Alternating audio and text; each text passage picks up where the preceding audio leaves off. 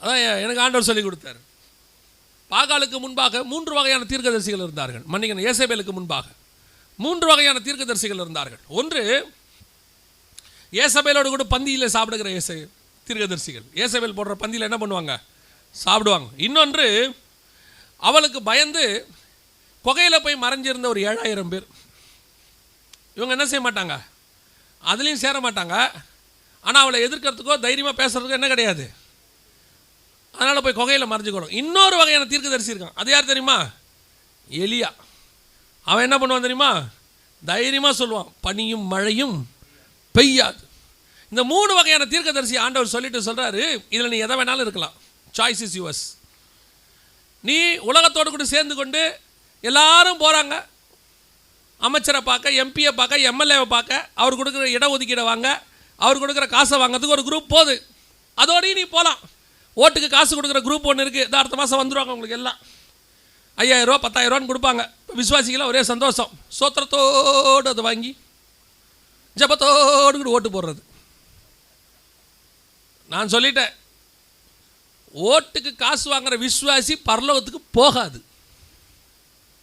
இதுக்கு காலையில் வராமே இருந்திருக்கலாம். நீ இல்லை அப்படி தான் நினைக்கிறீங்க?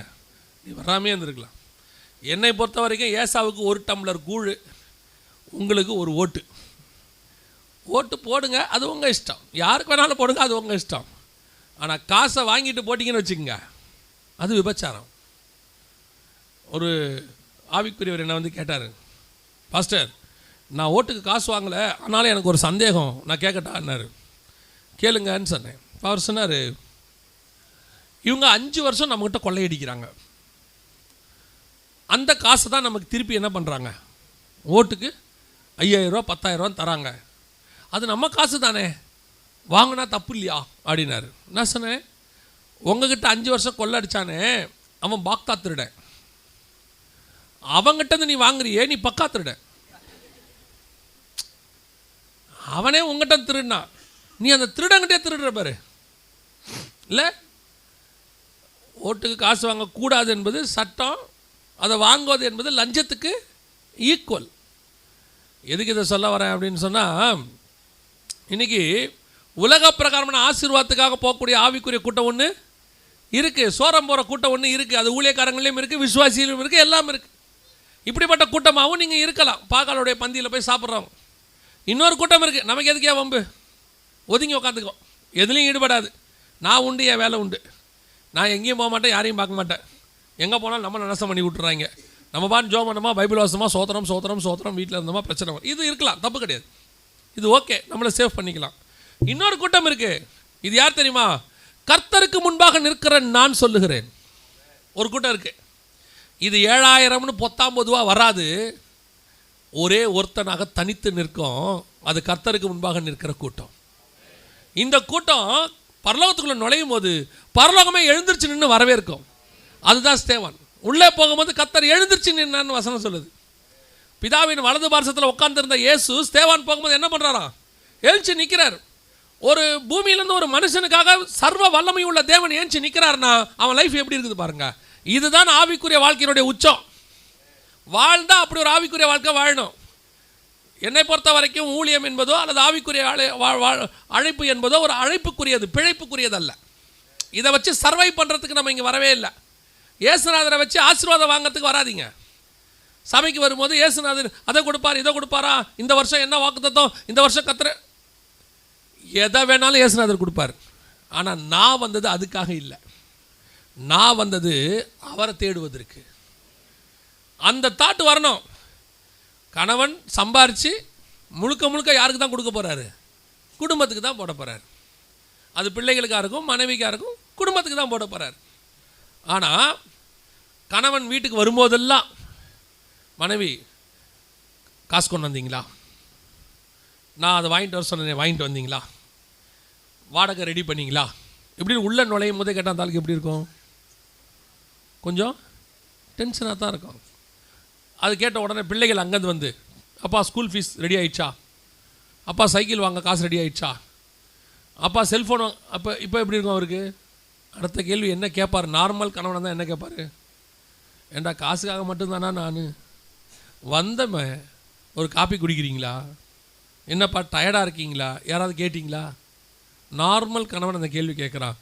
ஒரு ஆவிக்குரிய தகப்பனை நீங்கள் பார்க்க வரீங்க, ஒரு ஆவிக்குரிய மணவாளனை பார்க்க வரீங்க, வந்து முழங்கால் போட்ட உடனே ஆண்டவரே அப்படின்னு ஆரம்பிக்கும். அது சோத்திரம் கூட பண்ணாது.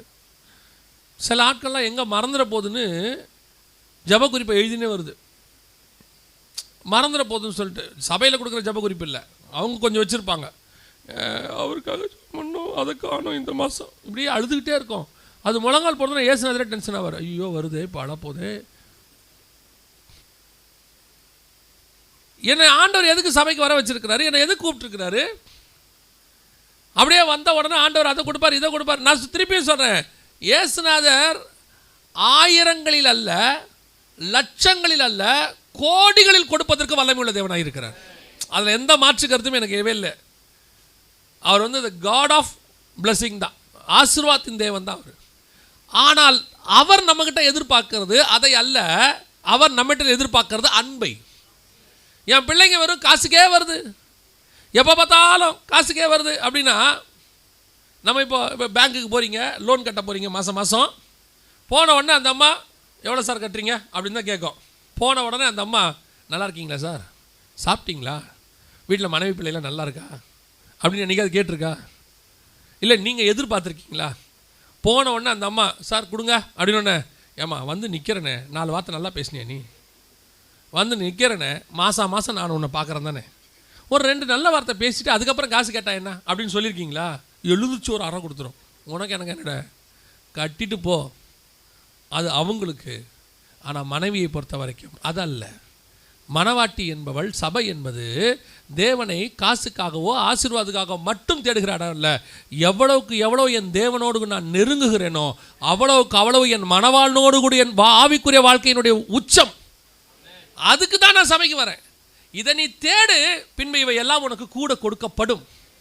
எனக்கு எங்கள் ஆண்டவரை பொறுத்த வரைக்கும், நான் இந்த 28 வருஷம் முடிஞ்சிருச்சு, 29ஆம் வருஷம் நான் ஆண்டவருக்குள்ளே வந்து. இந்த 29 வருஷத்தில் நான் ஆண்டவரை பார்த்த வரைக்கும் நான் ஒன்று சொல்லுவேன், ஆண்டவர் கிள்ளி கொடுக்குற தேவன் அல்ல, அள்ளி கொடுக்குற தேவன். அவர் கையை ரொம்ப பெருசு, அவர் கொடுக்க ஆரம்பித்தார்னா அப்படி தான் கொடுப்பார். ஆனால் அவர் எதிர்பார்க்கறது என்னென்னா, அதுக்கு தான் நீ என்னை தேடுறியா, வேறு எதுக்காக என்ன தேடலையா? அப்போ நான் என்ன தேடணும்? நீ இன்னும் க்ளோஸாக வா, இன்னும் நெருங்கி வா. வர வர வர வர ஒரு தடவை என் சத்தத்தையாவது கேளு. 10 வருஷம் ஆச்சு, என்னைக்காவது கர்த்தர் சத்தத்தை கேட்டிருக்கீங்களா? 15 வருஷம் ஆச்சு, கேட்டிருக்கீங்களா? எனக்கு ரொம்ப ஆச்சரியப்பட்ட ஒரு வசனம் இருக்குது பைபிளில். 1 சாமுவேலின் புஸ்தகம் 3ஆம் அதிகாரம் 7வது வசனம் வாசிங்க. 1 சாமுவேல் 3:7. சாமுவேல் கர்த்தரை இன்னும் அறியாதிருந்தான், கர்த்தருடைய வார்த்தை அவனுக்கு இன்னும் வெளிப்படவில்லை. யார் இந்த சாமுவேல்? அப்பா என்ன தெளிவாக இருக்காங்க பாருங்க. சாமுவேல் குழந்தையா, சின்ன பையனா? கொஞ்சம் சவுண்டாக சகோதரா. நம்ம ஒரு சின்ன பையனா, தீர்க்கதரிசியா, பெரியவனா, என்ன ஒரு முடிவுக்கு வந்துட்டோம்னா நம்ம அதுக்கப்புறம் போகிறதுக்கு நல்லாயிருக்கும். சரி கவனிங்க. 1ஆம் அதிகாரத்தில் சாமுவேலை கொண்டு போய் விடும்போது, சாமுவேல் பால் மறக்க பண்ணி அவங்க அம்மா கொண்டு போய் விட்டாங்க.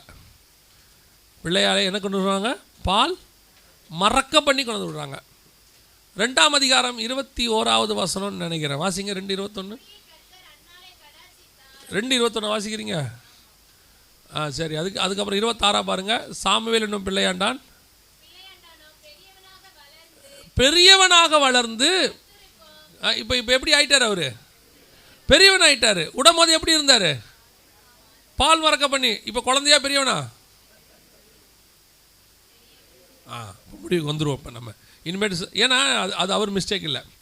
நம்ம சபையில் சின்ன வயசுலேருந்தே சண்டே கிளாஸில் சின்ன சாமுவேல்னு சொல்லி அந்த ஆள் வளராமே போயிட்டார். நம்ம வியூவில் அந்த ஆள் இப்போ என்னவா இருக்கிறாரு? இப்போ நமக்கெல்லாம் ஏசுநாதர் பெரியவராக இருக்கிறாரு. பல ஊருக்குள்ளே போனீங்கன்னா எனக்கு குழந்தையாகவே இருப்பார். கையில் அவர் என்னவா இருப்பார்? குழந்தையாக இருப்பார். அந்த மாதிரி அவர் சின்ன சாமுவேல் ஆகிட்டார் நிறைய பேருக்கு. அவர் பெரிய சாமுவேல் தான், பெரியவனாக வளர்ந்து. அப்போது குழந்தையாக இருந்து பெரியவனாக வளர்ந்துட்டார். இப்போ அவர் யார்கிட்ட இருக்கிறாரு? ஒரு பெரிய பாஸ்டர்கிட்ட இருக்கிறாரு. அவர் பேர் என்ன? ஏலி. அந்த பாஸ்டர் யார்? அந்த ஊர்லேயே அவர் தான் சீஃப் பாஸ்டர், பிரதான ஆசாரியர். இப்போ சாமுவேல் கிட்டத்தட்ட ஒரு 15-20 வருஷம் சர்ச்சில் வேலை பார்க்குறாரு. யாருக்கு அசோசியேட்டாக இருக்கிறாரு? பெரிய பாஸ்டருக்கு அசோசியேட்டாக இருக்கிறாரு. எங்கே டெய்லி படுத்து தூங்குறாருன்னு பார்த்தா விளக்கு அணையும் முன்னே, அந்த 3ஆம் அதிகாரம் 4ஆம் வசனம்னு நினைக்கிறேன், விளக்கு அணையும் முன்னே சாமுவேல் என்னும் பிள்ளையாண்டான் படுத்துக்கொண்டான். அப்படி தானே இருக்குது? ஆமாம். அப்போது விளக்கு எங்கே இருக்குது? பரிசுத்த ஸ்தலத்தில் இருக்குது. ஸோ போஸ்டிங்கும் நல்ல போஸ்டிங், அதான் இருக்கிறதுல டாப் மோஸ்ட் போஸ்டிங், அதுக்கு மேலே போக முடியாது. அப்படிப்பட்ட சாமுவேல் 7ஆம் வசனம் என்ன சொல்லுது? அப்படி 20 வருஷமா சர்ச்சுக்குள்ளே இருந்து யாரை தெரியாது? எப்படி இருக்கு பாருங்க. அப்படி தான் விசுவாசி இருக்கு. 10 வருஷம் என்னங்க கர்த்தரை எனக்கு தெரியாதுங்கிறீங்களா? அதுக்கு தான் ஃபஸ்ட்டு உதாரணம் சொன்னேன். எல்லாருக்கும் தெரிஞ்ச கர்த்தர் உங்களுக்கு தெரிஞ்சு பிரயோஜனம் இல்லை. உங்களுக்கு என்ன இயேசுநாதரை தெரியும்? இயேசுநாதர் எனக்காக வந்தார், பாவங்களை மன்னித்தார், சிலுவையில் அறையப்பட்டார், உயிரோடு கூட எழுந்தார், மீண்டும் வருவார். இப்போ உங்களுக்கு என்ன தெரியும்? அவருக்கு தெரியாதது. அதுதான் உங்களுக்கும் தேவனுக்கும் உள்ள தொடர்பு. என் மணவாளனை குறித்து யாருக்கும் தெரியாத விஷயம் எனக்கு தெரியும். 11 சீஷர்களுக்கு யார் காட்டி கொடுக்க போகிறான்னு தெரியாது. ஆனால் ஒருத்தனுக்கு தெரியும். யாருக்கு தெரியுமா? அந்த மார்பில் சாஞ்சிருக்கிறவனுக்கு தெரியும். அவன் கேட்குறான், யார் ஆண்டவரே? அவங்ககிட்ட மட்டும் சொல்கிறாரு, இந்த துணிக்கையை யார் இடத்துல தோய்த்து கொடுக்குறேனோ. ஏன் 11 பேர் கேட்டதுக்கு என்ன சொன்னார்? நீங்கள் சும்மா இருங்கன்ட்டார். ஆனால் ஒருத்தன் கேட்டால் சொல்லுவார், அதுதான் இவர்களுக்கும் அவனுக்கும் தேவனிடத்தில் உள்ள நெருக்கம், அதான் தேவனோடு இருக்கிற ஐக்கியம்.